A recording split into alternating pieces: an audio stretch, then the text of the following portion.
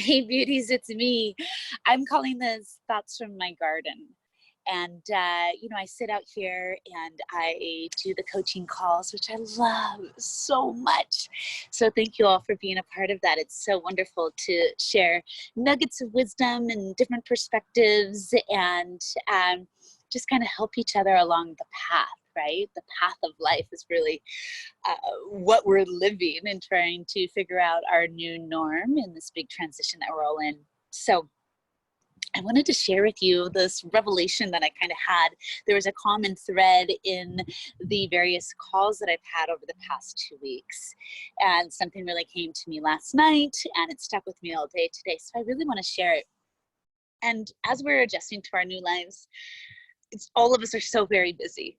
Every single one of us, even though we've slowed down, we're even busier than ever before. So my question to you and my question for you to ponder over the weekend and to start to implement really next week is, how am I nourishing myself?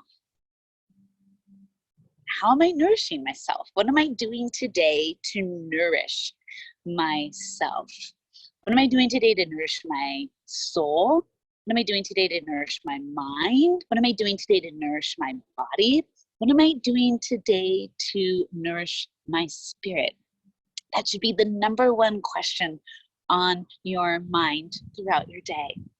And I've got a quick and easy, simple solution on how to really implement more self-nourishing into your life. And that is to devise your day into quadrants. You have 3 quadrants during the day that you're active. So between 6 a.m. and noon, that's quadrant number 1.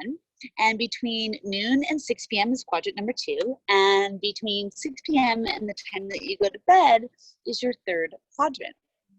So throughout those various quadrants, you want to dedicate at least 10 to 20 minutes of self-nourishment for you. Because you know what? You are the most important person in your life. I'm going to say it again. You are the most important person in your life. Not your kids, not your husband, not your dog, not your goldfish. You. You are what matters. And when you fill yourself up first, and you tend to yourself first, you have so much more to give. And you're 1,000 times better to be around, let's just be honest, right? Because you've taken care of your soul, your spirit, your mind, your body, your health, and now your cup is full, and now you have infinite energy to give to other people. And as women and as householders and as mothers, we tend to put ourselves at the back of the line, and we're never really tending to ourselves. And therefore, we're always reacting to life instead of creating life.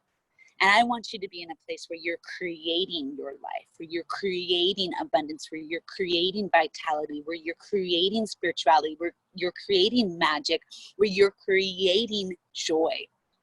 Even in the shit, you can create those things. But the only way to do that is to take care of yourself first. So how does that look, right? For each and every one of us, it's going to be a little bit different. So I'll give you some examples. One thing you can do is you can get up and move your body first thing in the morning. You can go for a walk. You can see the sunrise. You can write. You can journal. You can sit in your garden. You could sit under a tree. You could go lay in the grass. You could put in headphones and listen to your favorite song and just cry. You could lie down for 15 minutes. You could read your favorite book. You could study some poetry. You could take an Epsom salt bath with oil. So luxurious. You could meditate. You could move your body. You could go for a run. Whatever you're doing it with you and you alone. Phone calls with your girlfriends, that's not self-nourishment. That's friendship nourishment. That's relationship nourishment. Walks with your man, that's relationship nourishment. That's not self-nourishment. You need to spend time with you. And you need to be doing this whether or not we're in a shelter in place, whether or not coronavirus exists, whether or not the world seems in total disarray. But when the world is in total disarray, we need to double down. It is now more important, more imperative than ever that you invest in you. You are the most important person in your life. So I'll just give you an example of what I do for my day and a couple of things that I do. I wake up around 4 o'clock every morning. I lay in bed until about 4:30.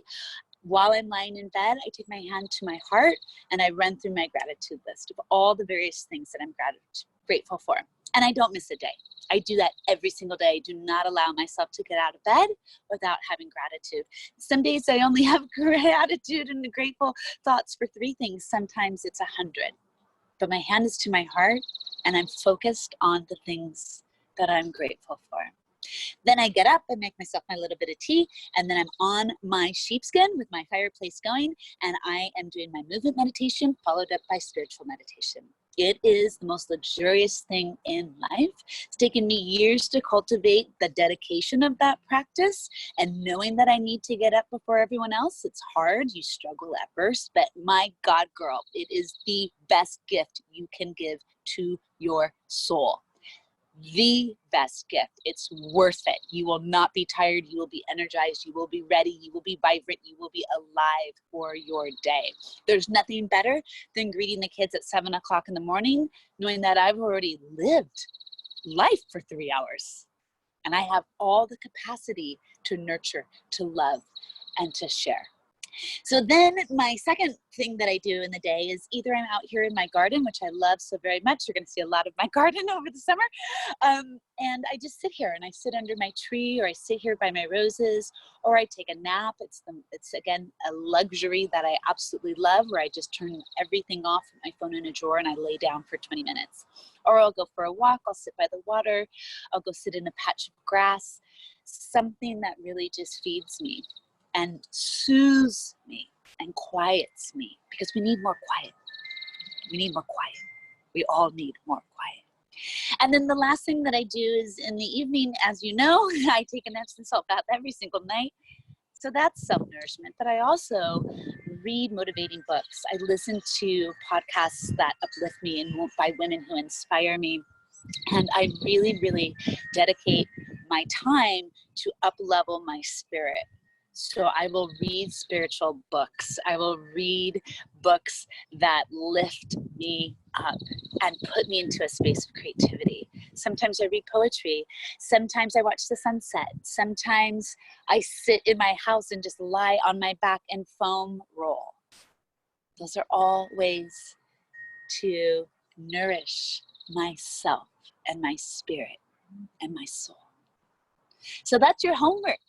You gotta do it, girl. You're worth it. Our lives are precious. Don't be in a state of reacting. Be in a state of creating. And the only way to really create is to move from a space of peace, of clarity, and of knowing who you are and what you need. And you need a lot right now, just as your kids need a lot, and your husband needs a lot, and the dog needs a lot, and the house needs a lot, and the list is so fucking long. You need a lot. You are priority number 1. Make it happen. Get up earlier. You won't be tired, I promise. You're worth it. I love you. Thanks for being here.